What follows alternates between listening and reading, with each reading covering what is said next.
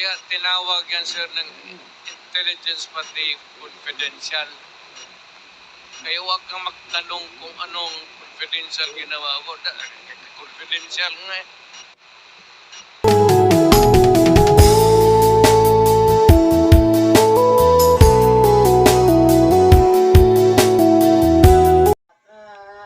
Kung may pulis, I'm now a civilian. Kung may pulis magpatay ng bata, maasahan mo, mismo dyan, babaril. Kaya nga po, Mr. President, do you consider them as collateral damage? Yes or no? Collateral damage. Wala tayong magawa. And do you take responsibility para po ba sa mga ito? Well, of course. If it is a job for the police doing his job, may collateral damage na tama, akin yan. Bakit po? Hindi naman yung, ang bala, hindi naman namimili yan eh. Thank you, Mr. Chair. So, correct. I ask you for responsibility. Thank you, Mr. President. Thank you, Mr. Chair. Thank you, Congressman Conghun. The next to interpellate is Congressman Raul Manuel. You have 10 minutes. Thank you, Mr. Chair. Mr. Chair, tanong po natin sa dating Pangulo Rodrigo Duterte. Gusto po natin i-confirm kung totoo na matapos mag-testify dito sa Quad Committee si retired Colonel or dating Colonel Regina Garma, totoo po ba na tumawag si dating Pangulong Rodrigo Duterte sa kanya para ipaliwanag kung bakit INC members kagaya ni Colonel Leonardo ang mainam na ilagay sa key roles dun sa war on drugs? I will not do it. And I will never do it. And I did not do it. Hindi ako explain sa pulis kung ano ang ginawa niya. Ikaw ang managot niyan, hindi ako. Kung may order ako sa pulis, gawin mo yan. At pagka pumutok yan, iyo yan. Huwag mo akong turuin dito kasi trabaho mo yan as a pulis. Hindi kita kailangan. Sabi ko nga, 2 taon ako nagturo sa Police Academy, including criminal procedure and evidence. Hindi lang sophisticated, raw lecture lang. Pero hindi ako nagsabi ng turo ng ganun na stupid. I mean, you should maybe medyo habulin mo ang utak ko, Andre. Hindi ako ang presidente kung... Hindi ako. Mr. Chair, linawin ko lang yung tanong. Yung tanong ko po ay kung totoo ba na tinawagan ng dating Pangulo si Colonel Garma matapos mag-testify ni Colonel Garma dito sa Quad Committee. Hindi nga. Bakit ko siya tanungin? Sarili niya yung trabaho. Siya managot. Why would I call anybody? You are a policeman, policewoman, do your duty. Kung nagkaletse-letse yan, you explain to the judge. And if you are not believed by the court, then you go to jail. That is your duty. That is your destiny. Mr. Chair, karugtong po niyan, tama po ba na pinaliwanag na kaya napili si Colonel Leonardo para sa isang key role doon sa war on drugs dahil mapagkakatiwalaan siya sa pera? I do not give money to people. Wala nga po nga rin, pati hindi pagsayangan yung... Alam mo, kung may pera man ako sa city government, I'd rather buy rice for me. Yung police, may sweldo yan. Kung may operation, magsabi sila, bigyan ko. That's the most that they can do. Kasi pagsabi, out of the province, out of the city, you would need gasoline. Alam mo ba, baka wag tayong malaman mo. Alam mo ba na noon ang polis walang gasolina? under our sessions na walang gasolina ang pulis. Alam mo ba yan? Mr. Chair, Muna. At yung mga Mr. Chair, I think yung nabanggit na po mga yan kanina sakyan- dun sa sagot sa mga 1 minute dati nating suspension. mga mambabato. kinig ka muna kasi Dali lang po. Suspended po muna tayo. Um,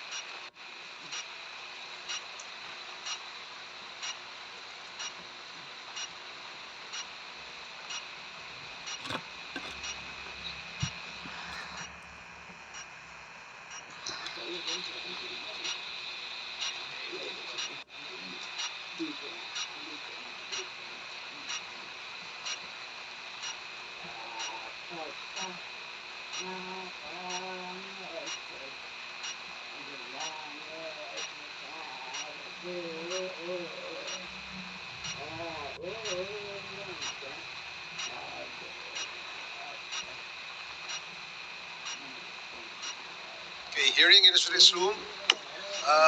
Again, I'd like to remind our resource person and our members to please maintain our decorum. Kung meron po magtataas ng boses, kung maaari po, medyo ibaba po natin yan dahil gusto po natin ay matiwasay itong ating committee hearing sa ngayon. Congressman Manuel, please proceed. Thank you, Mr. Chair. Mr. Chair, sa dating hearings ng Quad Committee, retired Police Colonel Edelberto Leonardo confirmed na merong reward scheme for police personnel under the drug war of former President Rodrigo Duterte. At meron din pong isang interview mismo sa dating Pangulo na kaya gusto niya ay INC, yung merong key roles dun sa drug war, ay dahil nga kapag INC daw, mapagkakatiwalaan sa pera. So gusto po nating ma-confirm, given the presence of the former President, kung totoo yun, na INC yung mapagkakatiwalaan sa pera para dun sa reward system.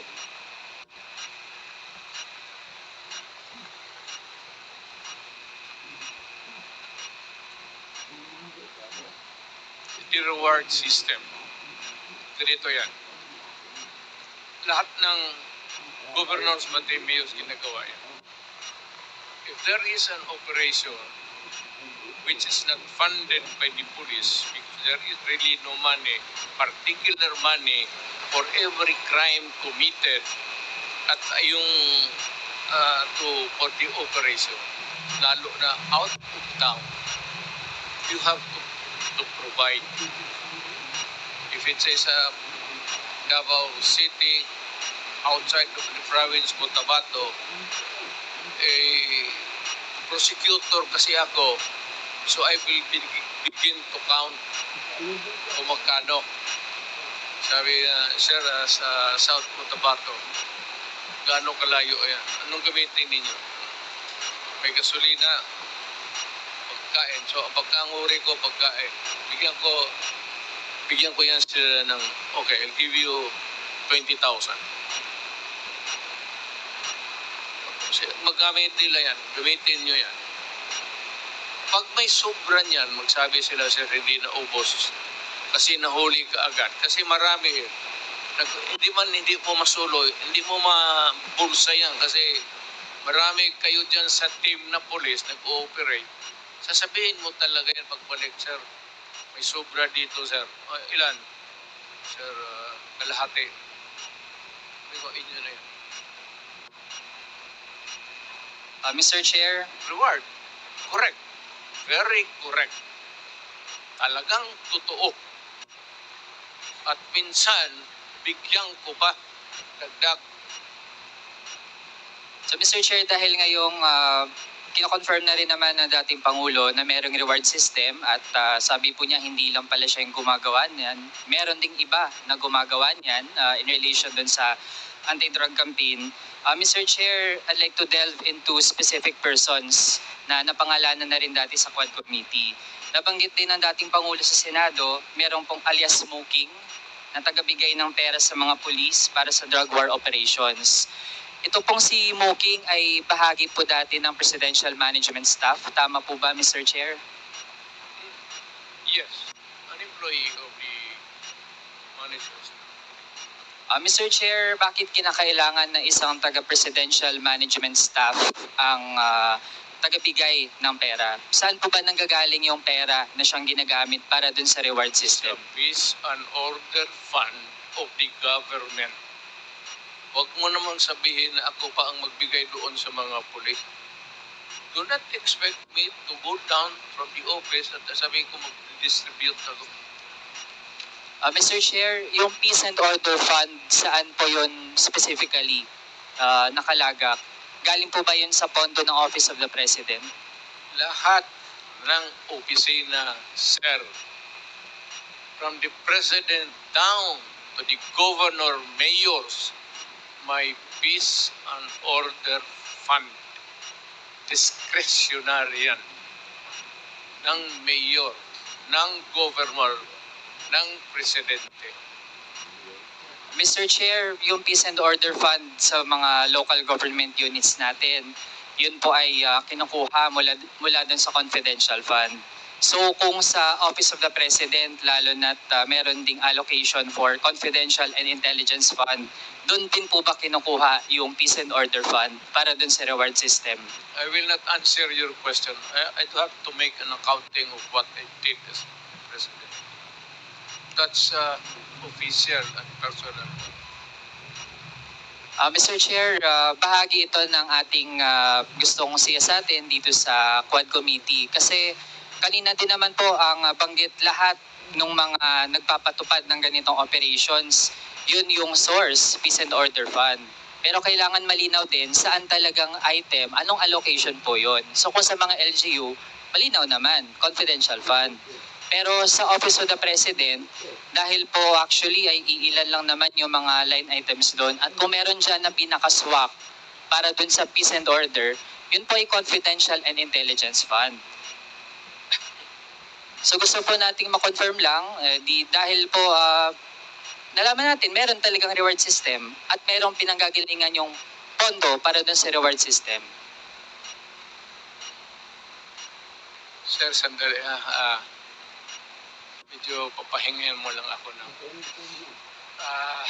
1 minute suspension. Kaya tinawag yan, sir, ng intelligence pati confidential. Kaya huwag kang magtanong kung anong confidential ginawa ko. Confidential nga. I am protecting the interest of the Republic when I dispense confidential fund to the military and the police.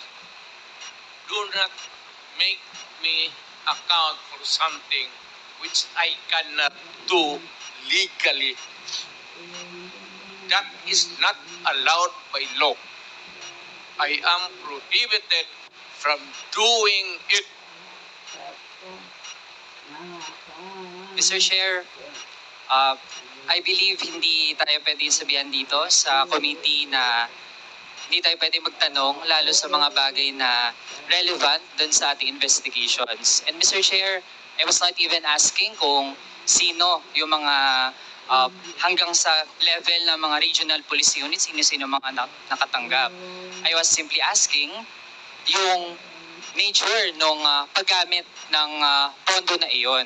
And Mr. Chair, there's nothing in the joint circular on confidential and intelligence funds that says that we cannot ask general questions, Mr. Chair.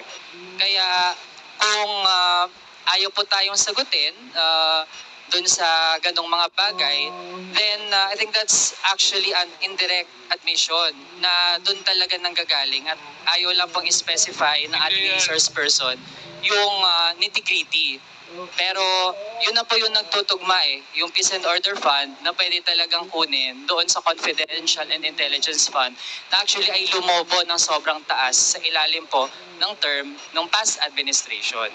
So actually po, we gave our resource person a chance to answer pero nagdi-deviate po mula doon sa paano talaga sana sagutin ng diretso kasi simple lang naman po yung tanong kung doon ba kinukuha. Okay, let me answer you. Chance to answer. You are asking as if you are from the COA. Hindi ka naman COA. Hindi kita sagutin ng tama kasi wala rin akong alam. COA, kailangan mo ng report so you have to bring the papers. You're asking questions that are pertaining to COA. Hindi naman ako COA. Mayor ako tapos presidente. Naman. Sige, Mr. Chair, I won't belabor the point pero tingin ko ang mga kababayan natin yung makakausga.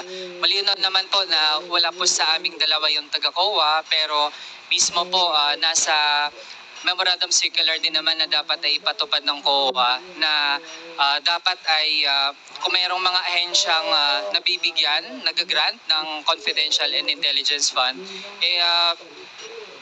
dapat po hindi nga yan in the first place nakatago mula sa mga kababayan kasi the fact na nakatago po yan, ito po yung nangyari.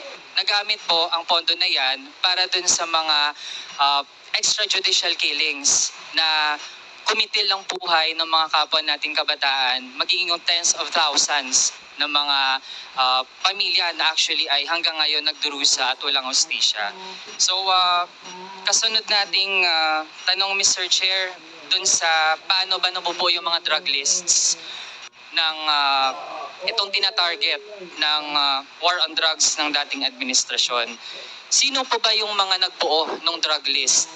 At ito yung mga kasama dun sa tina-target ng war on drugs ng dating administrasyon.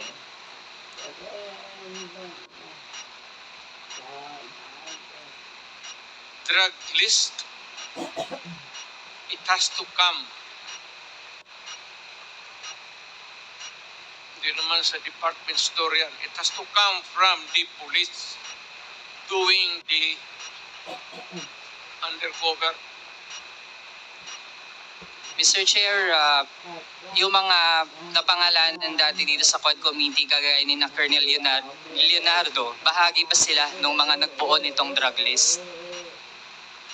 I don't know where he, hindi ko alam ang unit niya in particular. I only know that he's a policeman. Pero hindi ako nagtatanong kung saan siya galing, from where, kung saan siya nagtrabaho from one unit to another. In the course of their being a policeman. Marami yan silang dinaanan. They are not just their diretso. So, yung tinatanong mo should be answered by Leonardo, not me. Mr. Chair, lalo na't ang drug war ay ang number one reference nito ang pronouncements ng dating Pangulo. Kaya po, we have every right to ask our resource person tungkol dun sa pagbubuo ng mga drug list. Mr. Chair, ano po ang vetting process bago ma-finalize yung mga drug list? Ano po ang pinagdadaanan? Halimbawa, may nagsabi, ito, involved to sa kalakaran ng droga. Paano po natitiyak na yung final na version ng listahan, yun talaga ay yung mga merong sapat na batayan para masama dun sa listahan? Wala akong vetting committee as president or mayor. Trabaho ng pulis yan. Hayaan mo sila sa trabaho nila. Tama man o mali. Kanila yan. Ako dito sa aking trabaho, tama o mali, sagot ko. Pero yung vetting, bakit? Ang mayor mag-vet pa? You want to say that I have to tatanong pa ako ulit to make a second investigation or a second guess? Do you expect me to do that? Mr. Chair, Wala ka bang mayor na kilala? Magtanong ka muna. Mr. Chair, exactly, precisely. Kaya po tayo nagtatanong kasi kung walang vetting process, paano po yun kapag meron palang nasama? Sinama lang halimbawa ng isang pulis dahil tingin niya mataas yung reward, kaya mainam na patayin nila yun kasi sasabihin lang ng dating Pangulo na siya bahala. Tapos pag napatay, makiklaim yung reward at okay lang kasi hindi talaga na-check kung yun ba talaga ay merong key role dun sa illegal drug trade. So with that, Mr. Chair, sabi din po kanina kasi yung mga high value targets, yun talaga ang dapat mangyari dun, patayin. So Mr. Chair, gusto nating malaman, lahat po ba ng mga high value targets dun sa drug list na hindi na vet, lahat po ba yun ay merong unlawful aggression na ginawa noong sila ay gustong tugisin ng pulis? Again.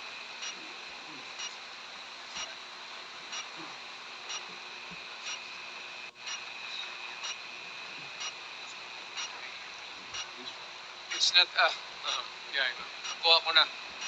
Kinig kasi ako sa ulan eh. Ulan ba yan? Kaya kita mo, ulan ka na. Yung hindi ko trabaho yan. Hindi trabaho ng presidente, hindi trabaho ng mayor. I do not have that kind of duty. Kaya ako may military ng presidente, may pulis. Anong mayor ako, may pulis ako. Yun ang trabaho nila. Ang trabaho nila, the end game is really to produce the name of persons who are in the drug industry. Kaya dito sa Manila, when I became president, Mr. Chair, nagdi-debate na po dun sa do not tinatanong interrupt me natin. because I am answering Mr. Chair, the question. answer is not directly in line One with the minute question. suspension.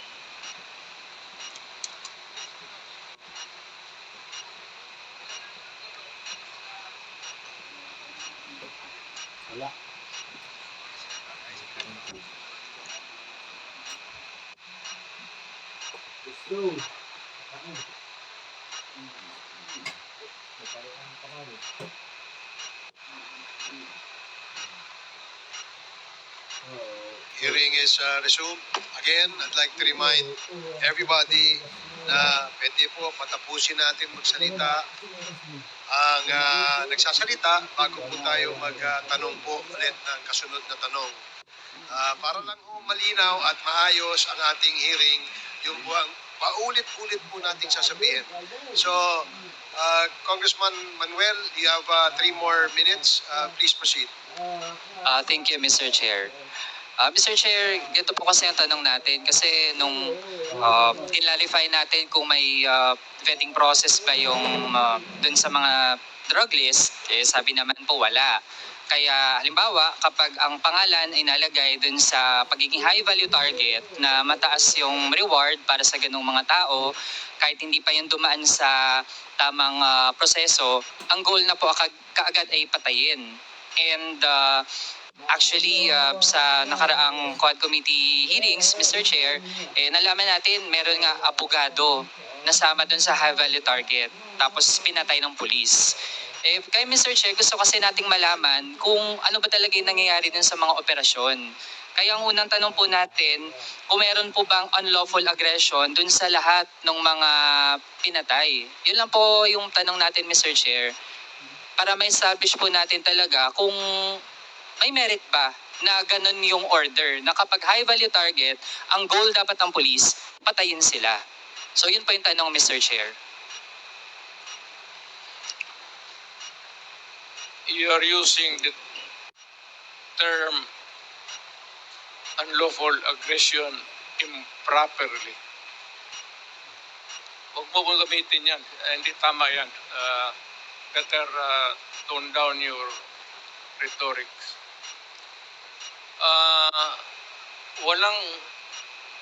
Walang Pilipino, Miss Sir.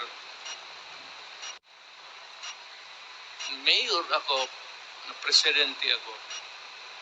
I would never allow anybody to kill an innocent Filipino. Pag ginawa mo yan, at magtanong ka lahat ng pulis ng Pilipinas. Pagka pumasok ka ng kidnapping, pinatay mo, patayin talaga kita. Hindi kita bubuhay. Ngayon, ibig mong sabihin na hindi, what I'm trying to say is that we are not employees of government out there going about their duties, especially the police. Awa naman ako dyan sa mga, just to go and shoot innocent people. Ano ito? Hunting safari sa Africa? Basta na lang pawarilin mo isang tao na walang rason? Even you, can you do it? Makapatay ka ng tao na barilin mo na walang rason na inosente? How can that be? Give me a common sense reason kung bakit ganon. That you presumptuously, tignan mo, tuloy, nagalit. Siyempre, nagalit na yung langit. Dahil sa tatanong mo na, ano ba, alam mo to sa totoo lang. At ito totoo lang ha. Marami akong pinatay na pulis sa Davao na kriminal. Magtanong kayo sa Davao, mag-go around. Ano yung ako mismo ang talagang humirit. Harap-harapan. Marami akong pinatay na pulis na gago na mag-kidnap, mag-rape, tapos magpatay. Sabi ko sa iyo, pag mahuli ko kayo, maabutan ko kayo, talagang papatayin ko kayo. Lahat yan, that goes for the law enforcer, the soldiers, lahat, civilians. Pagka ginawa mo yung, kaya sabi ko yung, i-hold up mo na, akyatin mo sa bahay, tapos kunin mo yung pera, i-rape mo yung asawa, i-rape mo yung mga anak, ay anak na, totoo yan. Kaya, Yan yung sinasabi nila, totoo yan. kaya Mr. Chair, Oo, totoo yan. ang bagit po ng dating Pangulo, hindi daw siya mag-uutos na magpapatay ng mga inosente. Pero kanina din po kasi ang na-mention, basta nasa list ng high value target, ang goal ay patayin. So I'd like to ask muna Mr. Chair, kasi para din po maging malinaw sa mga kababayan natin, I'd like to ask Attorney Conti from NUPL. Ako din naman po, Mr. Chair, ayoko dun sa mga drug lord. Gusto ko mapanagot. O Mr. Chair, kung high value target ba, kapag wala pang proceeding ng korte, pero nasa listahan ng high value target, dun sa war on drugs ng dating administrasyon, ano po ba, inosente po ba ang status ng tao na yon? Yes, Mr. Chair. Everybody would be presumed innocent until proven guilty. And if there is no conviction, then therefore everybody who died during the war on drugs without that conviction are innocent. And second, Mr. Chair, I'd like to point out that the Philippines has suspended the implementation of the death penalty. So actually, no one should die in the context of any legal proceeding actually. Kaya isang malaking kapabulaanan po na ang nasa drug list ay dapat mamatay. Hindi po totoo yan. And Mr. Chair, another lawyer din po, si Attorney Chel. Simple lang po. So ibig sabihin, kahit nasa top rank pa yan ng illegal drug trade at gusto nating lahat matigil yung pinagagagawa nila, pero kung ang status pa ay inosente, ano ba yung dapat palang gawin? Ang dapat pong gagawin ay magkalap ng ebidensya, mag-case build-up at sampahan siya ng kaso sa korte. Yun din po yung naging problema sa mga drug list. Ang napagtestiguhan ni PIDEA Chief Lasso nung isang hearing natin dito ay sabi niya of the 6,000 plus na pangalan na nasa drug list ay hanggang ngayon ang na-validate lang po ay 1,500. At meron pa nga mga ilan na pangalan doon na dinagdag na lang after sila ay na-neutralize o pinatay. Okay, so Mr. Chair, so ibig sabihin hindi lang po isa, dalawang abogado na yung nagsasabi na pagamat gusto natin na matigil yung pinaggagawat ng mga drug lord na pwedeng magpakalat ng droga sa bansa para sirain ang buhay ng mga kabataan, yung proseso na ginawa ng dating administrasyon, meron talagang problema doon. Kasi Mr. Chair, sa totoo lang, may right to self-defense naman yung police, pero meron po kasing tatlong kondisyon yan, Mr. Chair. At doon pa lang sa one of the three, yung pagtiyak na walang unlawful aggression, actually hindi na po mapanindigan ng ating resource person. Kaya ibig sabihin talaga, dun sa policy na yung goal ay pumatay, meron na po talagang malaking problema doon. Huling topic na lang, Mr. Chair, sa ICC kasi mismo ang dating Pangulo ang nagsabi na bilisan ng ICC yung kanilang investigation. I just would like to be clarified, Mr. Chair, kasi it seems to be a change of mind. Kasi nung patapos ng term ng dating Pangulo, June 25, 2022, the Office of the President slammed the plan of the ICC to resume investigation dun sa naging war on drugs. So, gusto lang po natin maging malinaw, Mr. Chair, na dati ay ayaw po ng dating Pangulo dun sa ICC, pero ngayon ay okay lang na mag-investigate po yung ICC. Tama po bang narinig natin kanina, Mr. Chair? Mr. Chair,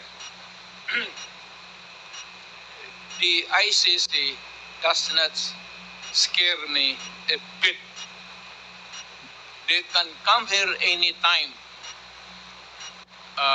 I suppose that you would want to maybe make it easy for them to visit and start the investigation. I would welcome that. Alam mo, wala naman tayong taguan. Ang sinabi ko, yung ginawa ko, sinasabi ko na sa inyo, yung ginawa ko. I did it for my country and for the young people dyan sa droga. No excuses. No apology. If I go to hell, so be it. Mr. Chair, hearing that, ibig sabihin po ba ay willing ang dating Pangulo na isubject yung sarili sa investigation and all processes na gagawin ng ICC in relation dun sa kanyang war on drugs? Bigyan mo ako ng pera, ako na punta ng ICC doon. Ako na mismo magpa-imbestiga doon. Ang tagal nila, hurry up. Kasi baka matanda na ako, mamatay ako. You might miss the pleasure of seeing me standing before a court and hearing the judgment, whatever may be. Pero ako, sabi ko, ginawa ko para sa bayan, ginawa ko para sa mga anak natin.